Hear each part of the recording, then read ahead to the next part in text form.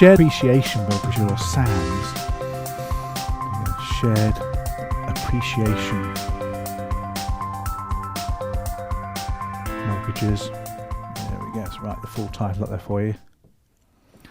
Or SAMs as they're known at. It's in your CMAP syllabus. It's also in the equity release syllabus. And you should know about these things because they are legacy products. They're not available anymore and they caused a bit of a stink in the marketplace. And I'll explain that to you in a second. But you need to be aware of them in case the conversation crops up, or at least there's a question in the exam maybe. So what was the problem with these? Well, let me share with you a couple of newspaper articles that I picked up last week actually from the BBC website. And they did a bit of a piece on it, which is really quite good. Just wanted to quote some of these figures because they bring in some real people, which is quite alarming actually in a way. So let me introduce you to our first customer then on the screen for you. So let's just flick over so we can see our first customer for you. Now here we have a lovely old couple, and the title is Shared Appreciation Mortgages, the 1990s Deals That Became a Nightmare. Typical headline, isn't it, to get your attention? But let's dive into the detail of the sorry story. So there's the couple.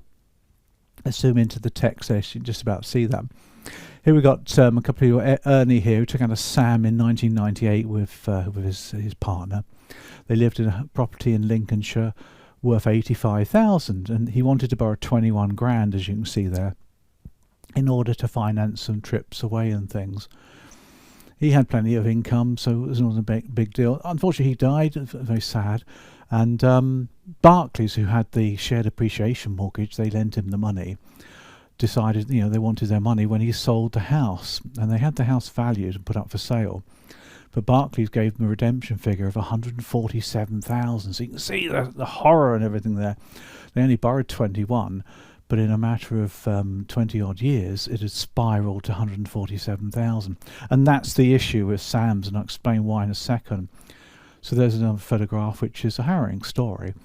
The house was sold, and the bank took their money, and they've been able to lend us some money through a hardship scheme. And it's all very horrible, really, that particular situation.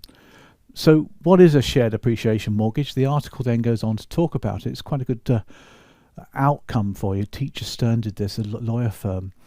Now, 15,000 shared appreciation mortgages were taken out by Barclays and Bank of Scotland in the late 1990s, a long time ago.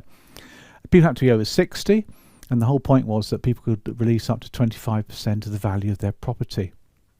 When they died or sold the property, they had to pay back the loan plus an appreciated value of the properties. In other words, when the property goes up in price, they had to pay back a percentage of that. Typically, though, this was 75% of the growth in the value of a home. And that's where the issues come in. And Joe Green, independent financial expert, talks about the context. In the 1990s, interest rates were high and people were struggling to get loans, particularly on a equity release basis. There weren't anything around in those days. Home income plans had been phased out. So they could borrow the money and not pay any money, as low as 0% interest. But the whole point is that you have to take a look at the terms and conditions of the whole product. And that's the issue with SAMs, because they're quite simple, really.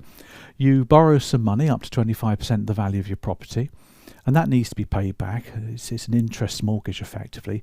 But the interest rate typically was 0%, which, in anyone's book is pretty good, isn't it? But as a result of a 0% interest, they have to then pay back a percentage, typically 75% of the future increase in value. And their life the problem, because in 1998-97, all around the UK, property prices had stagnated. We had terrible negative equity in the early 90s. I remember buying a house and it went down in value by 25 grand, which might not seem a lot, but the house itself was only worth 80 to start with. Property prices, therefore, didn't do anything for many years. 97, 98, property prices had just been pretty much the same as they were in the late 80s. And the prospect of future growth wasn't even there. So, of course, the bank lending the money at 0%, taking a gamble, if you like, of a large percentage of future increase, the bank were taking a bit of a gamble, really. But, you know, history's always a difficult thing, because in the early noughties, property prices took off all over the UK, carried on growing until the financial crash, had a bit of a doldrums for a year or two, and then just like have been accelerating ever since. Bit of a doldrum in the last recession, in the current one, but property prices have gone up. So of course 75% of any increase in value is an awful lot of money. And that customer there who owed 150 odd thousand pounds and only borrowed 20 is because their house price went up by a huge amount. So that's Sams, really. There's a lot of articles in the press about them. You might hear about them, at least you know how they work.